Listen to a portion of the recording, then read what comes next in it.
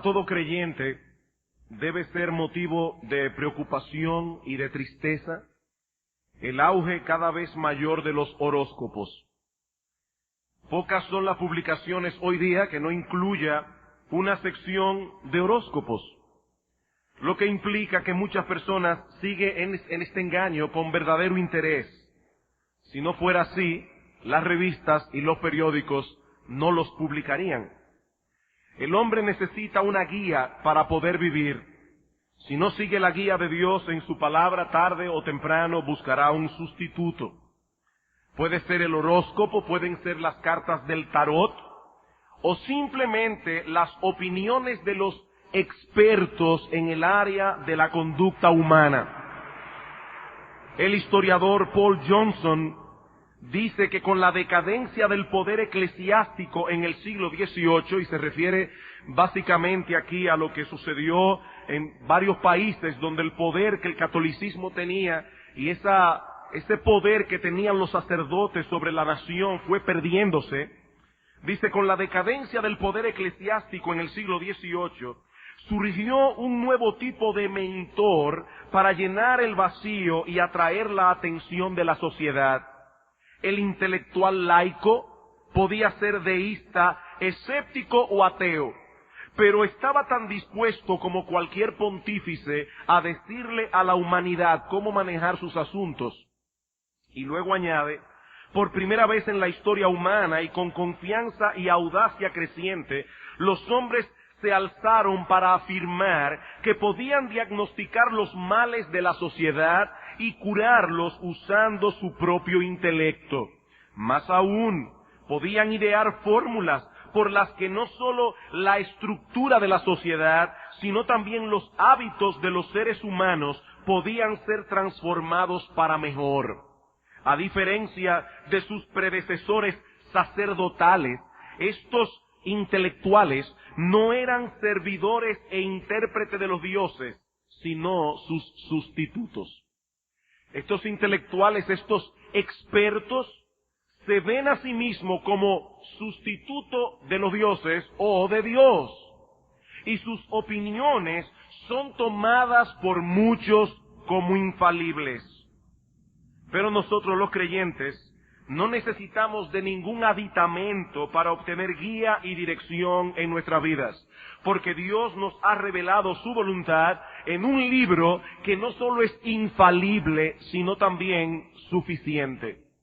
Como bien señala Archibald Alexander Hodge en su comentario de la Confesión de Fe de Westminster, las Escrituras enseñan un sistema perfecto de doctrina y todos los principios necesarios para la regularización de la vida de los individuos, de las comunidades y de las iglesias.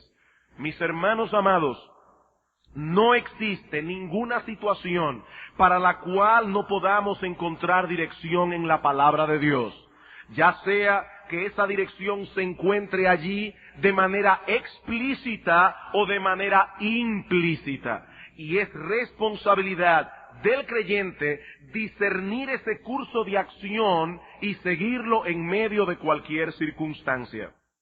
Pablo dice a los creyentes de Éfeso que debemos mirar con diligencia nuestro andar para que nos conduzcamos en el mundo no como necios, sino como sabios, aprovechando bien el tiempo porque los días son malos. Y luego añade, por tanto, no seáis insensatos, sino entendidos de cuál sea la voluntad del Señor. Efesios 5, 15 al 17. Debemos vivir como sabios, no como necios, y para eso es necesario que seamos entendidos no de las opiniones de los expertos, y mucho menos lo que dice Walter Mercado en su tiempo de horóscopo. Debemos ser entendidos de cuál sea la voluntad del Señor. Vivir con sabiduría implica un entendimiento claro de esa voluntad y una disposición de corazón a vivir conforme a esa voluntad. Y ese es precisamente el tema que vamos a tratar en esta noche, para concluir así la serie que iniciamos hace unos domingos atrás sobre la suficiencia de las Escrituras. Y para ello quiero que veamos dos cosas. En primer lugar, veamos el creyente y su entendimiento de la voluntad de Dios. El creyente y su entendimiento de la voluntad de Dios. Hemos dicho que debemos vivir como sabios y que eso implica primariamente un entendimiento de cuál sea la buena voluntad de Dios.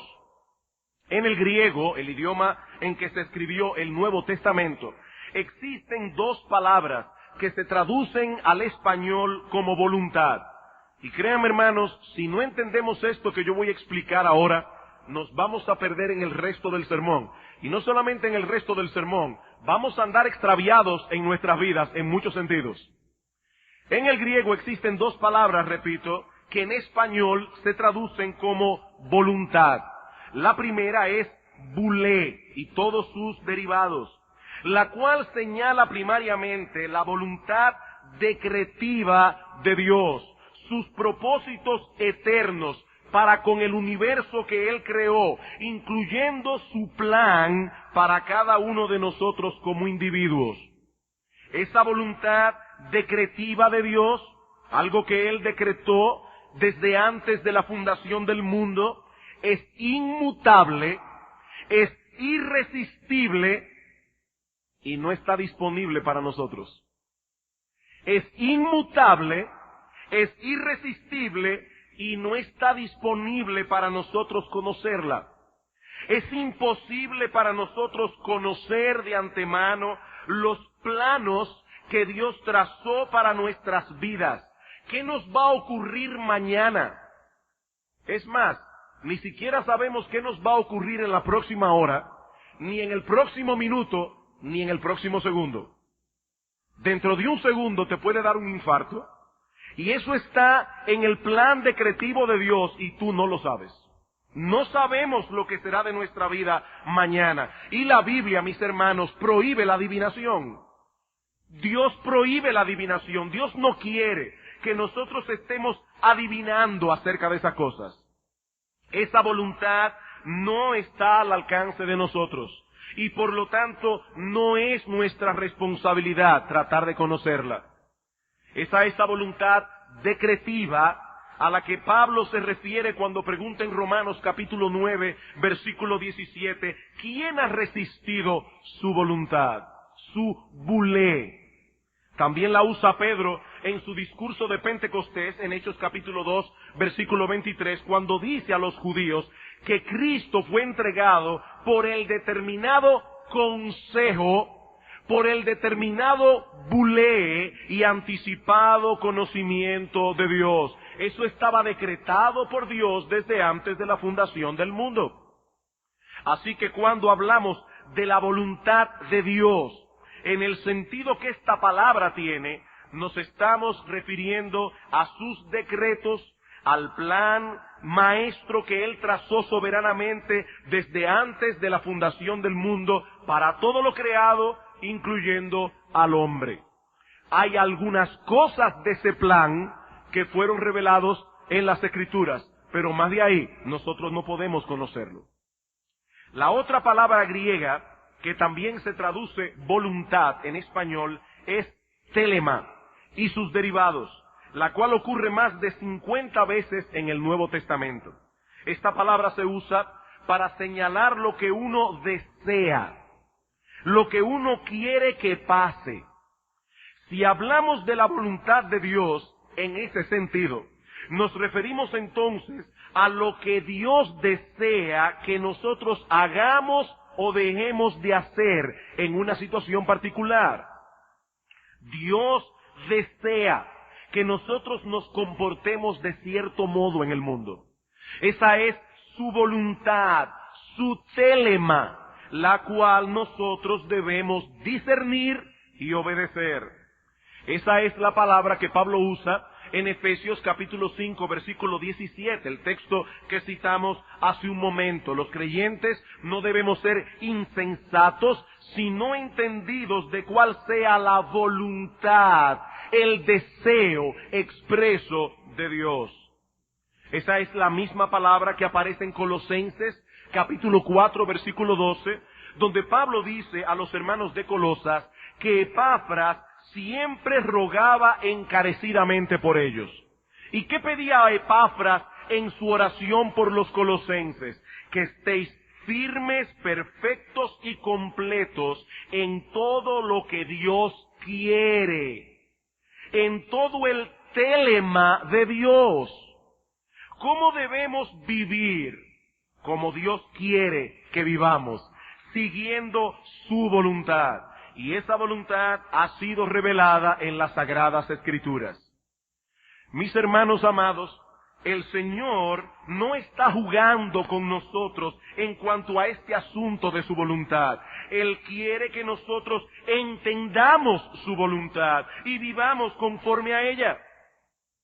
El problema es que algunos parecen haber confundido estos dos conceptos de la voluntad de Dios, el bulé y el telema de Dios.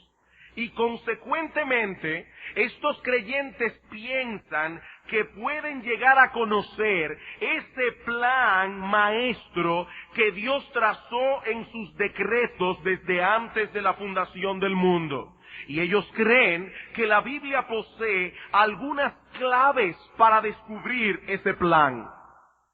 Hermanos, tristemente, algunos usan la Biblia en una forma similar a como la gente del mundo usa los horóscopos.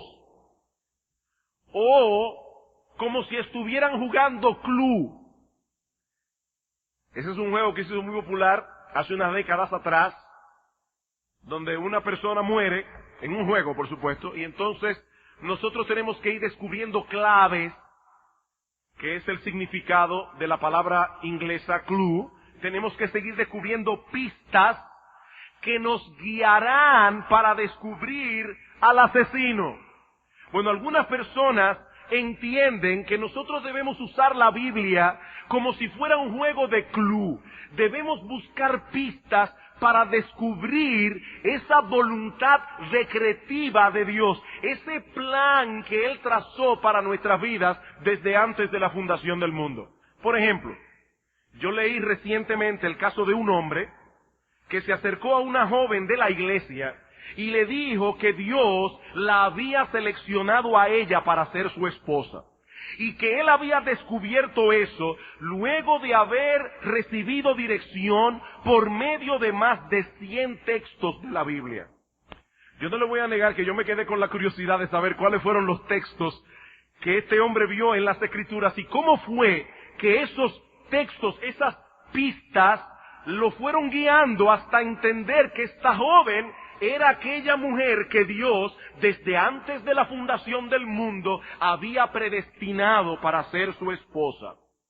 Afortunadamente, la muchacha no le hizo caso y eventualmente se casó con un hombre más sensato.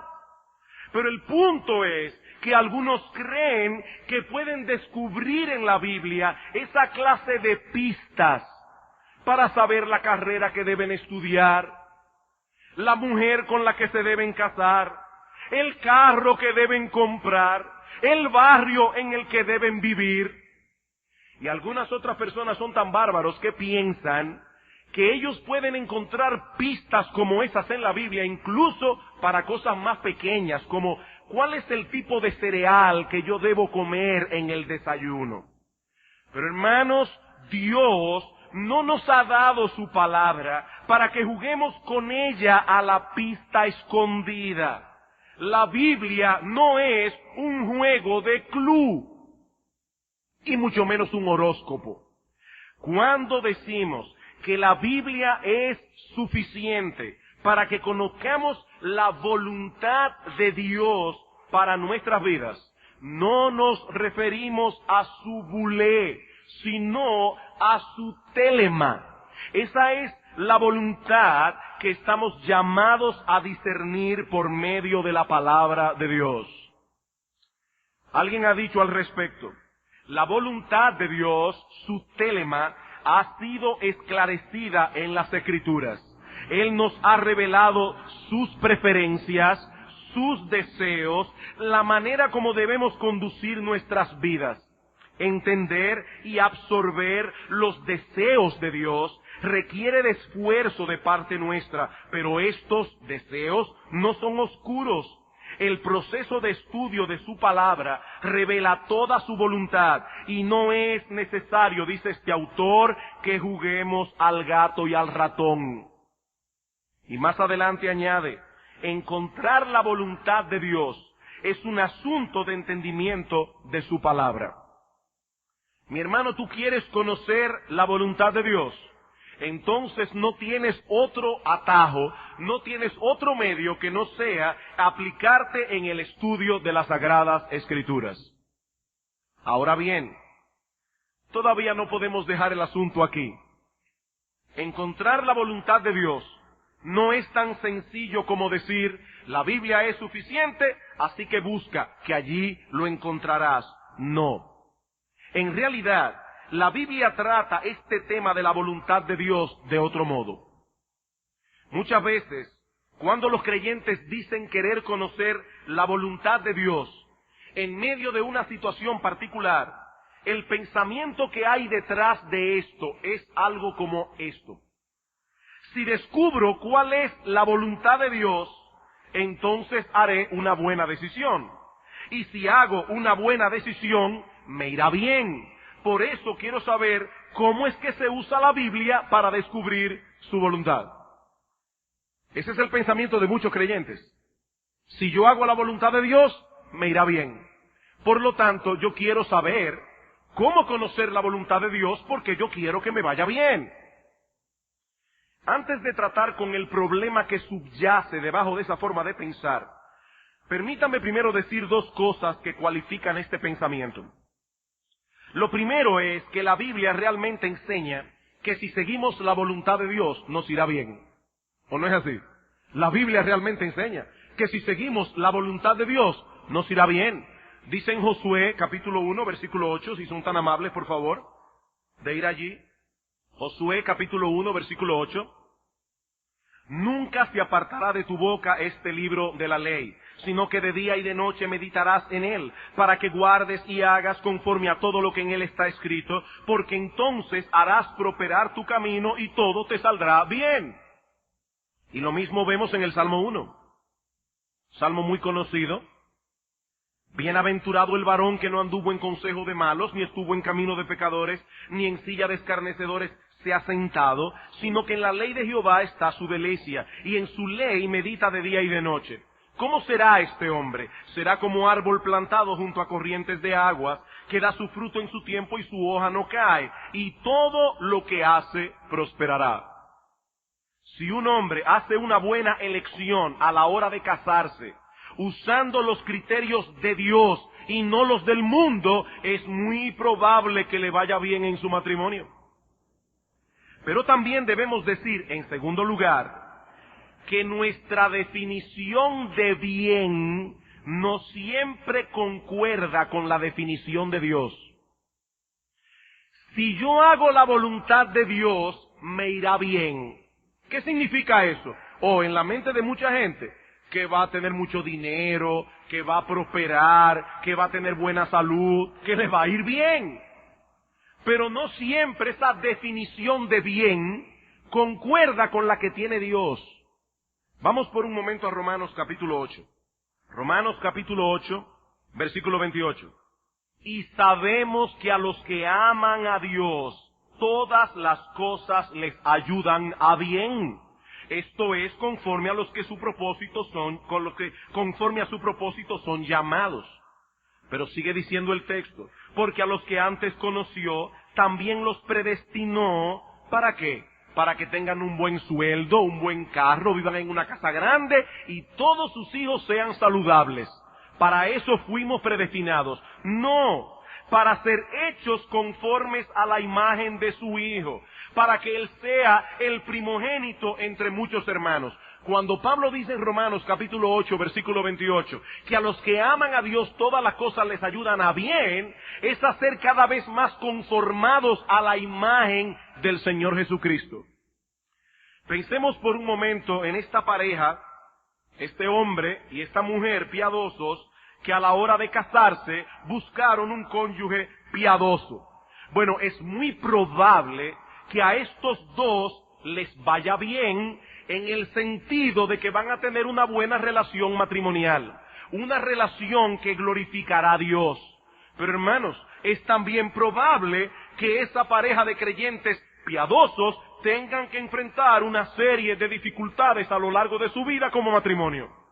Es probable que a esta pareja de creyentes piadosos le nazca un niño con síndrome de Down.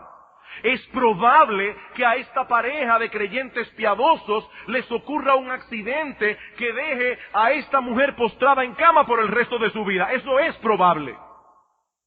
Spurgeon fue un gran hombre de Dios y se casó con una gran mujer de Dios que a los 34 años de edad quedó postrada para siempre en una silla de ruedas. Entonces tenemos que redefinir qué significa para nosotros el bien. Ciertamente, si seguimos la voluntad de Dios, nos irá bien, pero en el sentido de Dios, no necesariamente en el nuestro. Habiendo clarificado este asunto, vuelvo a preguntar, ¿cuál es el problema de este individuo creyente que está procurando descubrir en la Biblia la voluntad de Dios porque él quiere que le vaya bien? El problema con esto es que estamos partiendo desde una premisa egocéntrica y por lo tanto equivocada y pecaminosa. Mis amados hermanos, la razón primordial por la que debemos esforzarnos por discernir la voluntad de Dios en nuestras vidas no es que nos vaya bien, sino que Dios sea agradado y glorificado en mi vida. Hermanos, ¿qué dijimos hace un momento que significa la palabra telema? Lo que uno desea, lo que uno quiere que pase. Cuando nosotros usamos esta palabra en referencia a la voluntad de Dios, lo que estamos señalando es lo que Dios quiere, lo que Dios desea, aquello en lo que Él se deleitará si ocurre, lo que sería de su agrado. Vamos por un momento a Efesios capítulo 5. Efesios capítulo 5, versículo 7. Pablo está hablando aquí de cómo viven los gentiles, los impíos que no conocen a Dios. Y dice ahora en el versículo 7, no seáis pues partícipes con ellos, porque en otro tiempo erais tinieblas, mas ahora sois luz en el Señor. Andad como hijos de luz, porque el fruto del Espíritu es en toda bondad, justicia y verdad, comprobando lo que es agradable al Señor. ¿Qué es lo que tú debes tratar de adquirir? Un entendimiento de la voluntad de Dios, que es lo que dice Pablo más adelante, en el versículo 17 del capítulo 5 que ya leímos. Un entendimiento de esa voluntad, porque lo que tú quieres es agradar a Dios. Cuando nosotros tenemos una mentalidad egocéntrica, no importa que nosotros sepamos cuál es la voluntad expresa de Dios, no lo vamos a hacer si eso significa para nosotros dificultad. Por ejemplo, yo vi a un hermano pecar. ¿Qué tú debes hacer?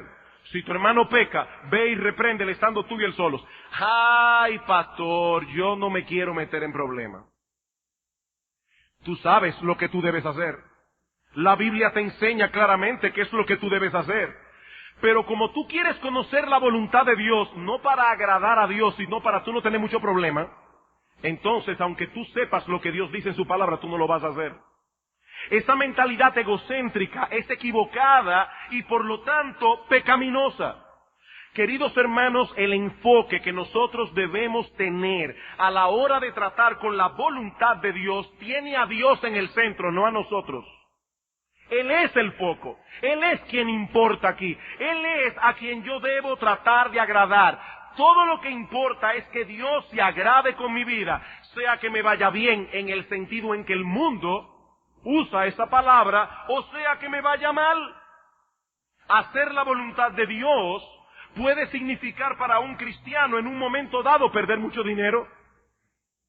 No es la voluntad de Dios que todo creyente pague sus impuestos.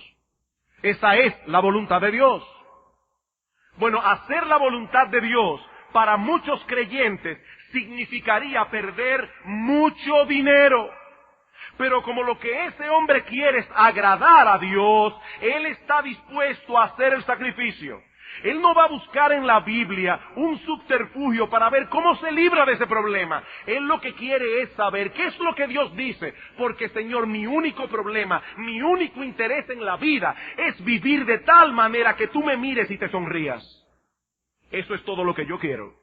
Si quiebro en mi negocio, amén y gloria a ti, Señor. Porque si mi quiebra te agrada y si esa quiebra está dentro de tu plan, no hay problema, Señor. Yo estoy dispuesto a pagar el precio.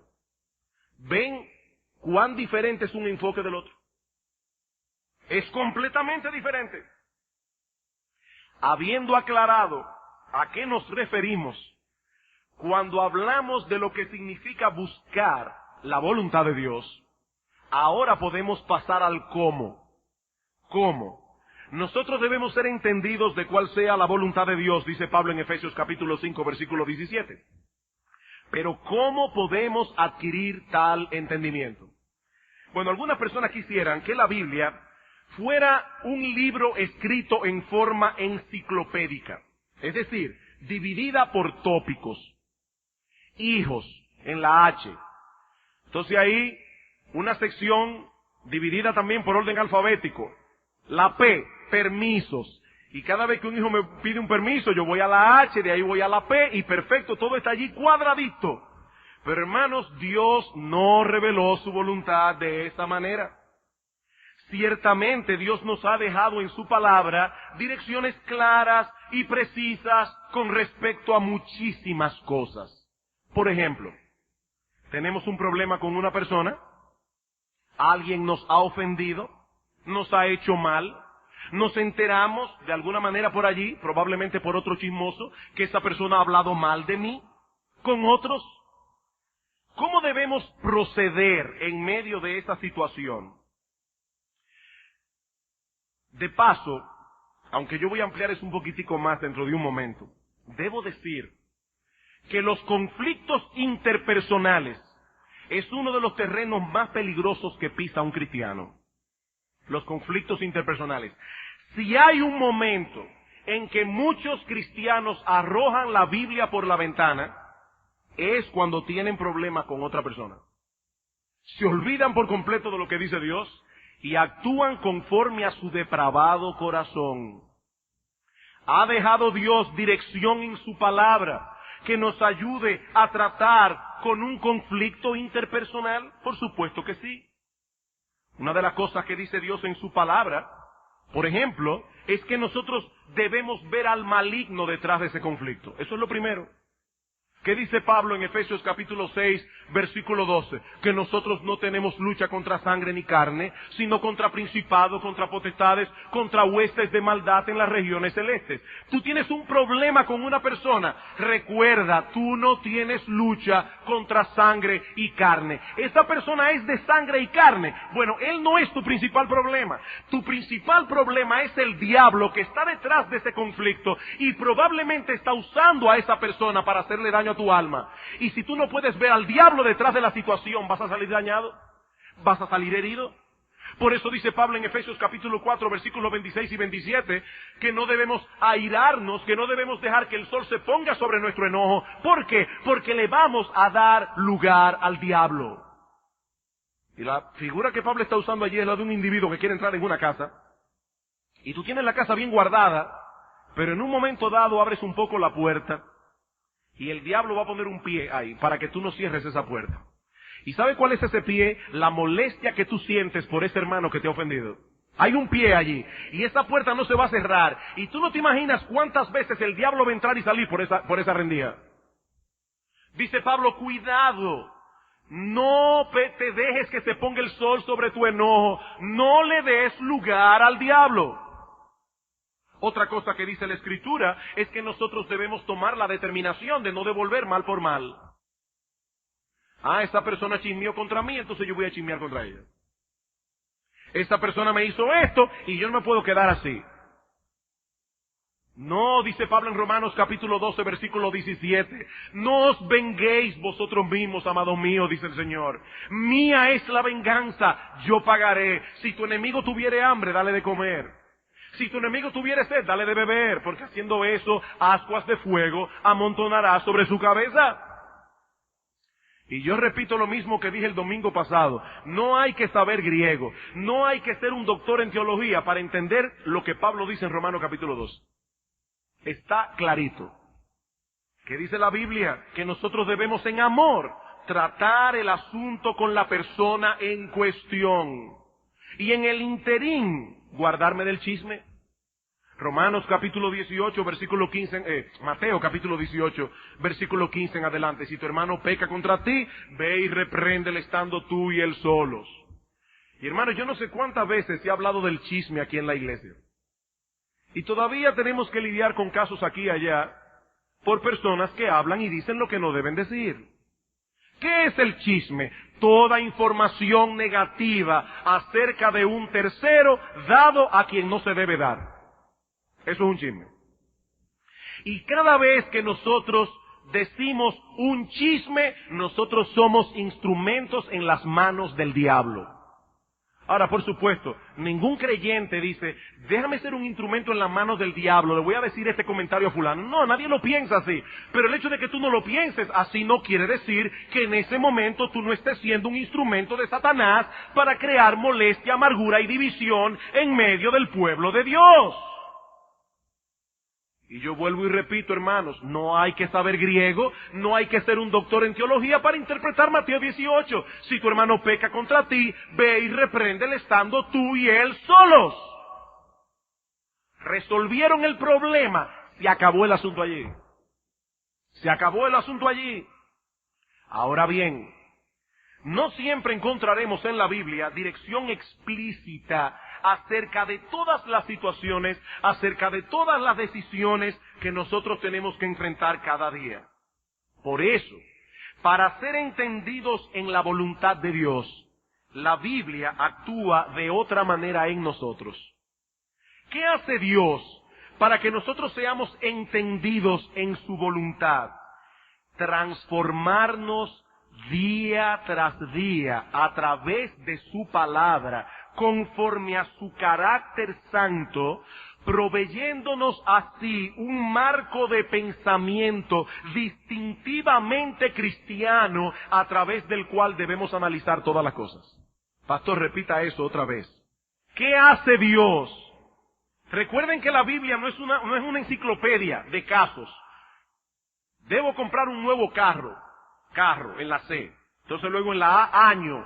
Debe ser del 97, marca. No, la Biblia no funciona así. La Biblia no funciona así. ¿Qué hace Dios para que nosotros podamos ser entendidos en su voluntad? Transformar día tras día nuestro carácter a través de su palabra, conforme al carácter de Él, y proveernos así un marco de pensamiento distintivamente cristiano, a través del cual nosotros debemos analizar todas las cosas. Y aquí quiero que me acompañen a un texto clave de la palabra de Dios en cuanto a este tema, Romanos capítulo 12, versículos 1 y 2. Así que, hermanos, os ruego por las misericordias de Dios, que presentéis vuestros cuerpos en sacrificio vivo, santo, agradable a Dios, que es vuestro culto racional. No os conforméis a este siglo, sino transformaos por medio de la renovación de vuestro entendimiento, para que comprobéis cuál sea la buena voluntad de Dios, agradable y perfecta. Por las misericordias de Dios, por todo lo que Dios ha hecho por vosotros y que el apóstol Pablo ya ha descrito en todo detalle en los primeros 11 capítulos de la epístola a los Romanos, cuando Pablo desglosa lo que es el Evangelio. Y hermanos, ¿quiénes son los beneficiarios del Evangelio? Nosotros, que por la misericordia de Dios hemos sido salvos, que por la misericordia de Dios hemos sido adoptados en la familia de la fe, que por la misericordia de Dios hemos sido perdonados y tenemos el don de la vida eterna. Por todas esas misericordias, Pablo nos da dos mandatos claros en el versículo 2. ¿Cuáles son? En primer lugar, no debemos conformarnos a este siglo. No debemos amoldarnos al molde de este mundo. Hermanos, todos nosotros vinimos al Evangelio con una serie de prejuicios, cosas que aprendimos en el mundo de nuestros padres, a través de los medios de comunicación, de muchísimas maneras, prejuicios con los cuales nosotros llegamos al Evangelio, y que la luz del Evangelio debe comenzar a despejar poco a poco, paulatinamente. Mis amados hermanos, nosotros llegamos al cristianismo con un montón de mentiras en nuestra mente. Un montón de mentiras que influencian nuestra vida. Eso es lo que los filósofos llaman una cosmovisión. Nosotros tenemos una cosmovisión, una serie de prejuicios que subyacen debajo de nuestro corazón y que en una forma consciente y muchas veces inconsciente nos mueve a actuar de cierta manera. Prejuicios que nosotros debemos echar de nuestras mentes. Debemos luchar conscientemente contra los patrones del mundo, contra la forma de pensar del mundo, porque eso es completamente contrario a la mente de Cristo.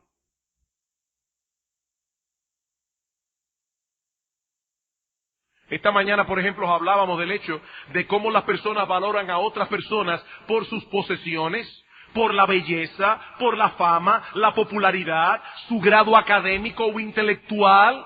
Bueno, eso es un patrón del mundo. Eso es un patrón del mundo. ¿Y cuántas veces hay personas que tienden en su corazón a los niños más bonitos porque inconscientemente han comprado esa mentira? Eso es una cosmovisión mundana contra la cual nosotros conscientemente debemos luchar. Pero si nosotros no somos críticamente conscientes, analizando todas esas mentiras con las cuales nosotros vinimos al cristianismo, no podemos desarrollarnos en ese proceso de transformación del que Pablo habla en Romanos capítulo 12. ¿Qué dice Pablo aquí? No se conformen a este siglo. No dejen que lo metan en ese molde, porque ese molde es contrario a la mente de Cristo. ¿Qué debemos hacer? Aquí está la segunda directriz de Pablo en el texto. Debemos transformarnos por medio de la renovación de nuestro entendimiento. A medida que la luz de la palabra de Dios penetra en nosotros y despeja las tinieblas y los prejuicios de nuestro corazón, en esa misma medida somos transformados. ¿Y qué ocurrirá? Que entonces, dice Pablo, entenderemos cuál es la voluntad de Dios. En la misma medida en que nuestra mente es transformada y nuestros afectos son influenciados por esta nueva forma de pensar, vamos a estar más dispuestos y vamos a tener más sabiduría para andar en la voluntad de Dios. Una mentira del mundo. Lo importante es lo que yo logro aquí y ahora. Pero la Biblia dice, no os hagáis tesoros en la tierra. Ahora, hermanos, ¿no es verdad que muchas veces esa mentira del mundo influencia decisiones que nosotros tomamos en un momento dado? ¿Es verdad? Muchas veces nosotros, cuando tenemos la opción de hacer tesoros en la tierra o hacer tesoros en el cielo, hacemos tesoros en la tierra. Y Cristo dice claramente, no cometas ese error, eso es una mentira. En los tesoros terrenales, la polilla y el orín corrompen, los ladrones minan y hurtan, no hagan tesoros en la tierra. Pero nosotros llegamos al cristianismo con la mentira de que el hombre vale conforme a lo que tiene en su cuenta bancaria. Un hombre que conscientemente no esté luchando con esa forma de pensar, no podrá discernir y mucho menos obedecer la voluntad de Dios. En su mente hay tinieblas. Esta persona necesita que la luz de la palabra de Dios continúe despejando todas esas mentiras que el diablo ha puesto en su mente y en su corazón. Si eso no ocurre, esa persona no podrá discernir la voluntad de Dios. No es que yo vaya a la Biblia para ver dónde debo invertir mi dinero o qué carro debo comprar o qué decisión debo tomar. No, la palabra de Dios lo que hace es transformar mi forma de pensar para que yo piense como Dios. Y cuando yo piense como Dios, voy a hacer las cosas que a Dios le agradan.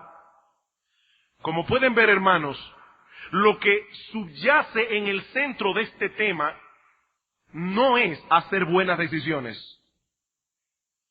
Lo que subyace en el centro de este tema de la voluntad de Dios no es hacer buenas decisiones. Hacer buenas decisiones será un resultado suplementario de ese proceso de transformación.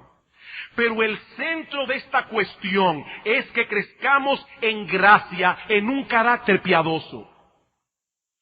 Lo que Dios quiere no es hacer de nosotros una máquina de tomar buenas decisiones. Lo que Dios quiere es que nosotros tengamos un carácter conforme al carácter de Él, y entonces haremos buenas decisiones. Permítame ilustrar esto con algo muy trivial. La ropa.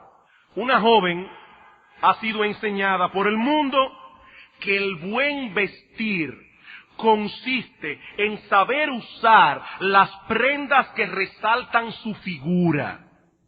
Aquellas prendas que la hacen atractiva a los ojos del mundo. Aquellas prendas que atraen las miradas de los hombres. Y esa niña, que luego se convierte en adolescente, crece con esa mentalidad. Ella ha comprado esa mentira del mundo, porque ese es un pensamiento completamente mundano. Pero ahora, esta joven se convierte. Pregunta, ¿quiere eso decir que de inmediato ella dejará de lado esa forma de pensar? Ella llegó al cristianismo con esa mentira. No, tal vez ni siquiera se lo ha cuestionado. Tal vez ni siquiera se lo ha cuestionado. Pero de repente, esta joven es informada por la palabra de Dios, ya sea por su lectura de la Biblia, ya sea en un sermón de la palabra de Dios, que no debe ser así. Que su motivación primordial para vestirse no debe ser atraer las miradas de los hombres. Que su motivación principal para vestirse no debe ser usar la ropa lo más ajustado que el Evangelio me lo permite, para que la gente vea lo bien formada que yo soy. No, ella debe vestirse para la gloria de Dios. Ella ha sido informada por la Escritura que ella tiene que tener mucho cuidado a la hora de vestirse para que nadie peque al mirarla. Ahora ella tiene una nueva información que antes no tenía. El punto ahora es que ella sabe que debe vestirse primariamente para agradar a Dios. Cuando ella se mira en un espejo, lo primero que ella debe preguntarse es, ¿Cristo está agradado con esta ropa? Lo primero que esta muchacha debe preguntarse es, ¿refleja esta ropa el carácter santo, sobrio, justo del Dios en el que yo creo y al Dios al que yo sirvo? ¿Ese Dios del cual yo he venido a ser una esclava? En la medida en que esa joven crezca en piedad, ustedes pueden estar seguros de una cosa. En esa misma medida, su ropa reflejará eso. Por eso decía Cristo, fariseo ciego, limpia primero lo de dentro del plato y lo del vaso. ¿Y qué va a pasar? Que lo de fuera también será limpio. Hay gente que dice, no me juzgue, yo estoy limpia por dentro. No. Cristo dice, limpia primero lo de dentro y lo de afuera también será limpio. Es una acción doble, no solamente de un solo canal. ¿Qué es lo que algunos quisieran? O que la Biblia le dijera de qué largo debe ser la falda. ¿Cuál es lo más ajustado que yo puedo usar la ropa sin pecar? La Biblia no dice eso. Esa no es la manera como la Biblia trata este tema. Ahora la Biblia sí dice que nosotros debemos vestirnos con pudor y modestia, y sobre todas las cosas, dice la Escritura, que sea comer o beber o cualquier otra cosa, yo debo hacerlo primariamente para la gloria de Dios. ¿Qué es lo que Dios quiere? Que no solo en la ropa, sino también en nuestras transacciones comerciales, en la crianza de nuestros hijos, en todas las decisiones que yo tomo, lo primario sea la gloria de Dios. Ahora, hermanos, ¿significa eso que cada vez que un creyente va a tomar una decisión, va a comprar esto, va a comprar aquello, tiene que analizar una serie de principios? No, llegará un momento en que esos principios estarán tan presentes en su sistema que lo hará de una manera intuitiva. Hay creyentes que ven algo e intuitivamente dicen, aquí hay algo que no anda bien. Algo no anda bien. Si ellos piensan con cuidado van a descubrir lo que es, pero es probable que ellos perciban el mal antes de que puedan definirlo. Su sistema de pensamiento ha sido permeado completamente por esa forma de pensar de Dios. Su sistema de pensamiento ha sido permeado por el carácter santo, sobrio, justo, glorioso de Dios. De manera que ese creyente, de una forma intuitiva, va a buscar que Dios sea glorificado en todo lo que hace. ¿Ven lo que dice Pablo en Romanos 12? No os conforméis a este siglo, sino transformaos por medio de la renovación de vuestro entendimiento, para que comprobéis cuál sea la buena voluntad de Dios. Esa es la forma. Esa es la forma. Bueno, hermanos, hemos visto el primer punto de nuestro sermón. El creyente y su entendimiento de la voluntad de Dios. Veamos ahora más brevemente el creyente y su disposición a hacer la voluntad de Dios. El creyente y su disposición a hacer la voluntad de Dios. El hecho de que nosotros conozcamos la palabra de Dios, el hecho de que nosotros recibamos luz a través de esa palabra y ya tenemos un marco de pensamiento cristiano, eso no quiere decir que la carne va a dejar de luchar. Eso no quiere decir que el pecado se va a evaporar de nuestro corazón. ¿Qué dice el apóstol Pablo en Romanos capítulo 7, versículo 21? Cuando yo quiero hacer el bien, descubro esta ley, que el mal está en mí. No sé cuántos aquí recuerdan a Alquímedes y su famoso principio, el principio de Alquímedes. Yo no tengo tiempo aquí para contar historias griegas, pero cuando Alquímedes descubrió que el agua se desplaza concomitantemente con el peso, yo no voy a entrar en eso ahora, pero el punto es que cuando Alquímedes descubrió eso, dice que él salió de la bañera, porque lo descubrió bañándose, y gritó, ¡Eureka! Seguramente muchos han oído aquí esa palabra, ¡Eureka! Eureka es una palabra griega que significa lo he descubierto. Bueno, esta es exactamente la palabra que usa Pablo en Romanos capítulo 7, versículo 21. Cuando Pablo dice, cuando yo quiero hacer el bien es que yo descubro esta ley. El mal está en mí. Es ahí que yo veo claramente que hay una ley en mí, una ley del pecado. Eso lo vemos claramente cuando nosotros queremos hacer algo tan sencillo como el devocional. Usted quiere ver televisión y no hay problema. Usted quiere leer el periódico y no hay problema. Ahora, quiera usted leer la Biblia y usted va a ver cómo una vez los pensamientos comienzan a dispararse. Cuando yo quiero hacer el bien, el pecado que mora en mí se resiste. Un creyente puede ya tener luz de la palabra de Dios, pero eso no significa que ahora la obediencia va a fluir sin ninguna clase de dificultad. Sobre todo, en el tema que nos ocupa, yo me he dado cuenta que hay tres situaciones en las que los creyentes son fácilmente atrapados por su pecado, aún conociendo la voluntad de Dios. Y son esas tres situaciones que yo quisiera, o dos situaciones y un área de la vida cristiana, que yo quisiera ver brevemente. La primera es en medio de conflictos personales. En medio de conflictos personales. ¿Cuántas veces se ha predicado desde el púlpito cómo nosotros debemos lidiar con conflictos personales? Hermanos, yo creo que podemos decir con una limpia conciencia, los pastores de esta iglesia hemos enseñado en ese sentido el consejo de Dios. Significa que ya en iglesia bíblica del Señor Jesucristo nunca surgen problemas entre hermanos, porque ya fueron instruidos. No, tristemente, es en medio de conflictos personales que los creyentes toman la Escritura y la arrojan por la ventana. Y a la hora de actuar no se preguntan, ¿qué dice Dios? ¿Cómo quiere Dios que yo me comporte en medio de esta situación? ¿Cuál debe ser el comportamiento que más agrada y glorifica a Dios en medio de este conflicto? No. Vamos por un momento al Salmo 119. Y quiero que veamos allí varios textos. Salmo 119. Y no lo voy a leer todos, pero yo quiero que ustedes noten la insistencia de este hombre en este asunto. Salmo 119, versículo 23. Príncipes también se sentaron y hablaron contra mí. Mas tu siervo meditaba en cómo yo puedo defenderme de sus astucias y atacarlos a ellos también. No, tu siervo meditaba en tus estatutos. Yo sé que hay un montón de príncipes que están reunidos ahora mismo, dice David, o el autor del Salmo 119, no se sabe si fue David o fue Esdras que lo escribió.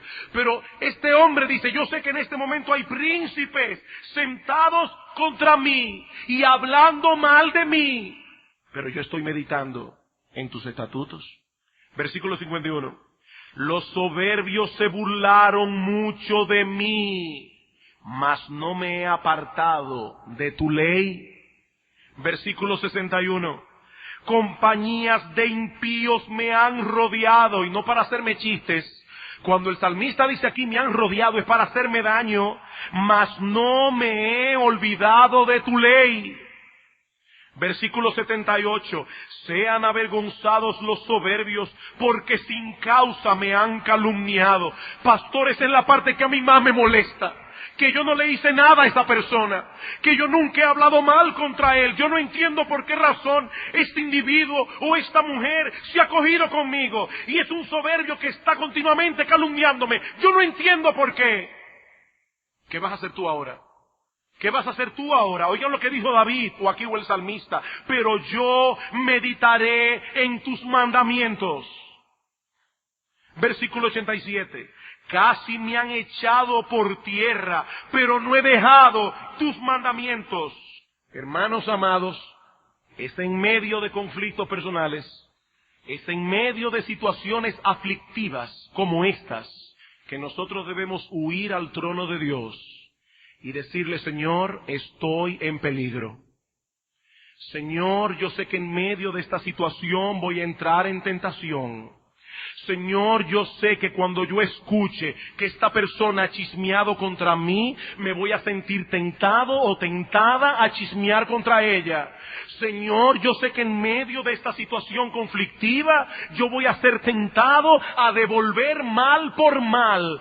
Señor, yo sé que en medio de esta situación fácilmente puedo perder el foco y en vez de ver al diablo detrás de esta situación, voy a ver a mi hermano como si mi hermano fuera mi enemigo, cuando la Biblia dice que nuestra lucha no es contra sangre y carne, es contra principados, contra potestades, contra huestes de maldad en las regiones celestes. Eso, mis hermanos queridos, es hacer lo que hizo el salmista. Me han rodeado, han chismeado, han conspirado, pero yo no me he olvidado de tu ley. Eso es hacer lo que dijo el salmista aquí. ¿Qué dice tu palabra? ¿Hay algún mandamiento aquí que yo debo obedecer? ¿Hay alguna prohibición que yo debo evitar? ¿Hay algún principio general de las Escrituras o algún ejemplo que yo debo seguir? Y hermanos, yo decía en el sermón anterior que a veces nosotros incluso buscamos consejo en situaciones que yo me pregunto y no está clara la dirección bíblica en cuanto a eso. ¿Para qué buscar consejo? Tu hermano pecó contra ti, ve y habla con él. Ve y habla con él, es tan simple como eso, ve y habla con él. Yo sé que hay situaciones complejas que pueden en un momento dado ameritar la intervención de alguien más sabio. Eso puede ser. Pero mis hermanos, muchas veces en situaciones muy simples donde un hermano ha pecado contra otro hermano, nosotros olvidamos lo que dice la Biblia y estamos locos por contarle a medio mundo lo que pasó. Eso es pecaminoso. Y eso es ponernos en las manos del diablo para que él nos use en detrimento de su iglesia. Otra situación en la que muchas veces los creyentes tienden a arrojar la Biblia por la ventana es en medio de situaciones aflictivas. En medio de situaciones aflictivas. Vamos una vez más al Salmo 119, versículo 25. Abatida hasta el polvo está mi alma, vivifícame según tu palabra. Versículo 49. Acuérdate de la palabra dada a tu siervo, en la cual me has hecho esperar. Ella es mi consuelo en mi aflicción, porque tu dicho me ha vivificado. Versículo 52. Me acordé, oh Jehová, de tus juicios antiguos y me consolé. Versículo 69.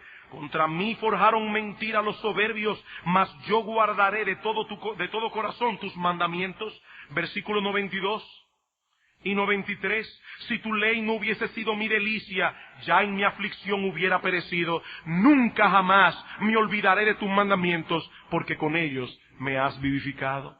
Mi hermano amado, estás en una situación de aflicción. Estás en medio de una gran dificultad. ¿Qué vas a hacer? ¿Qué vas a hacer? Aquí está la palabra de Dios. Aquí está lo que Dios quiere decirte a ti en medio de esa situación. Aquí están las promesas que van a consolar tu corazón. Aquí están las enseñanzas bíblicas que te van a permitir ver lo que no se ve. Que te van a permitir ver al final del camino la gloria que nos espera. Y cuando un creyente está en medio de la aflicción y recuerda que las aflicciones del tiempo presente no son comparables con la gloria que en nosotros será revelada, su alma es consolada en medio de la aflicción. No tiremos la Biblia por la ventana, mis hermanos, porque la palabra de Dios es nuestro consuelo en medio de la aflicción. Y la tercera área, que ya solamente voy a mencionar, es en nuestra vida familiar. En nuestra vida familiar, hermanos, la Biblia es clara. Es clara en cuanto a la voluntad de Dios para los esposos, en cuanto a la voluntad de Dios para las esposas. La Biblia es clara en cuanto a cómo los padres deben criar a los hijos, en cuanto a cómo los hijos deben someterse a la autoridad de sus padres. Y no solo la Biblia es clara, sino que, mis amados hermanos, yo puedo llamar a Dios como testigo y decir que los pastores de esta iglesia hemos sido fieles en enseñar el consejo de Dios con respecto a esas cosas. Pero ¿cuántas veces las esposas, los esposos, los padres toman la palabra de Dios y la meten en una gaveta a la hora de tratar con los asuntos familiares? La palabra de Dios. La palabra de Dios, hermanos, ella es lámpara a nuestros pies. Ella es lumbrera a nuestro camino. Nosotros tenemos un tesoro en la Biblia. Nosotros tenemos un tesoro en la palabra de Dios. Pero debemos usarlo en medio del conflicto interpersonal, en medio de la aflicción, a la hora de lidiar con la vida familiar. Conclusión. Hermanos, hay tres cosas que quiero dejar en vuestras mentes.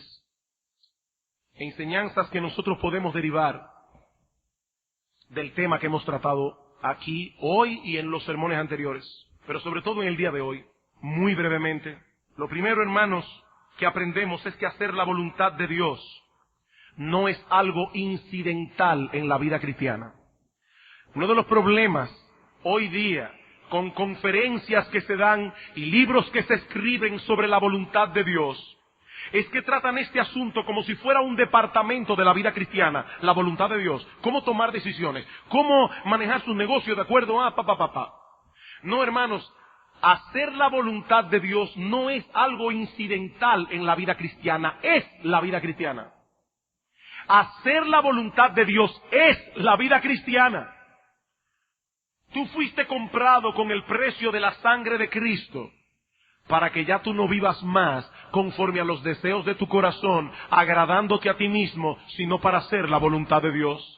Por eso es que dice Pablo en Tito capítulo 2, versículo 11 en adelante, que la gracia de Dios ha aparecido en el mundo, enseñándonos que renunciando a la impiedad y a los deseos mundanos, vivamos en este siglo sobria, justa y piadosamente. ¿Tú has sido hecho partícipe de esa gracia de Dios? Bueno, es ahí, mi hermano, lo que esa gracia está intentando enseñarte a ti, a que vivas en este siglo sobria, justa y piadosamente. Hacer la voluntad de Dios no es un departamento de la vida cristiana, es la vida cristiana. Por eso dice Pablo en 2 Corintios capítulo 5, versículo 14, que si uno murió por todos, luego todos murieron y por todos murió. ¿Para qué, mis hermanos? Para que los que viven ya no vivan para sí, sino para aquel que murió y resucitó por ellos. ¿Saben qué es eso? Vivir haciendo la voluntad de Dios. En segundo lugar, aprendemos también que el proceso de conocer la voluntad de Dios dura toda la vida. El proceso de conocer la voluntad de Dios es algo que dura toda la vida. Toda la vida estamos construyendo este edificio. Toda la vida nos vamos a pasar recibiendo esa luz de la palabra de Dios que va a continuar despejando mentiras, que va a continuar despejando prejuicios, que va a continuar moldeando nuestras mentes conforme a la mente de Cristo. Este es un proceso, mis amados hermanos, que dura toda la vida, y finalmente aprendemos también que este es un proceso en el que no hay atajos. Este es un proceso en el que no hay atajos. Nosotros vivimos en el tiempo del café instantáneo, la comida instantánea, no hay piedad instantánea. Este no es un proceso instantáneo. Esto requiere tiempo, esto requiere esfuerzo. Esto requiere tiempo para, dependiendo de Dios y de su gracia, estudiar con seriedad las Escrituras. Esto requiere tiempo, mis hermanos, para escuchar un mensaje de la palabra de Dios cada domingo y luego pasarse la semana entera meditando y rumiando lo que el pastor predicó. Esto requiere de tiempo, esto requiere de esfuerzo. Mi hermano, tú sabes leer y escribir. Tú tienes un don que mucha gente no tiene. En el mundo hay mucha gente que no sabe leer y escribir. ¿Tú sabes para qué Dios te dio a ti la gracia de saber leer y escribir? Para que tú puedas hurgar su palabra. Para que tú puedas leer buenos libros cristianos. La voluntad de Dios es un proceso que dura toda la vida, pero es un proceso para el que no hay atajos. Nosotros quisiéramos tener en la iglesia un pastor para cada miembro, dedicado las 24 horas para que cada decisión que yo vaya a tomar, pastor, mire, que yo tengo que... No. Dios no quiere eso. Dios quiere que los pastores guíen al rebaño. Dios quiere que los pastores den consejos, y todo eso es verdad. Y lo sabemos, se ha predicado aquí más de 1000 veces. Pero mis hermanos, Dios quiere que nosotros seamos entendidos de cuál sea la voluntad de Dios. Una cosa es buscar consejo. Otra cosa es querer que otro piense por mí. Aquí está la palabra de Dios. Ahora es mi responsabilidad